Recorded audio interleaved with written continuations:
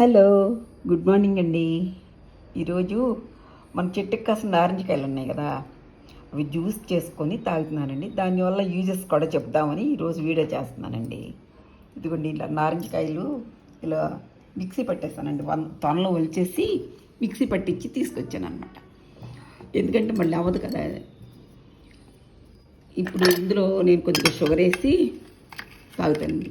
ఇందులో బెల్లం వేసుకోవచ్చు, తేనె వేసుకోవచ్చు, ఎవరిష్టం వాళ్ళదండి. నాకైతే షుగర్ వేసుకుంటేనే నాకు టేస్ట్ నచ్చుతుందండి. వేరే ఏదైతే అయితే నచ్చదు. పుల్లగా ఉంటాయని ఎవరో అవాయిడ్ చేయబాకండి ఇవి. ఎందుకంటే ఇయర్లీ వన్స్ అయినా నారింజకాయ తినమని పెద్దలు చెప్పారండి. తినాలంట.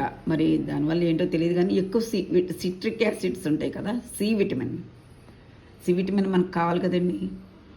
అలాగే ఈ నారింజకాయ జ్యూస్ అనే కాదండి, ఏ ఫ్రూట్ దొరికితే ఆ ఫ్రూట్ తింటే బెటర్ జ్యూసుల కన్నా. ఇది పుల్లగా ఉంటుంది కదా, మనం తినలేము. అందుకని వీలున్నంత వరకు అన్ని రకాల ఫ్రూట్స్ తీసుకోండి, వాటర్ తీసుకోండి. ఎక్కువగా డీహైడ్రేషన్ అవ్వకుండా ఉంటుందండి. ఈ వీడియో నచ్చితే ఒక లైక్ చేయండి, కామెంట్ చేయండి. Thank you for watching.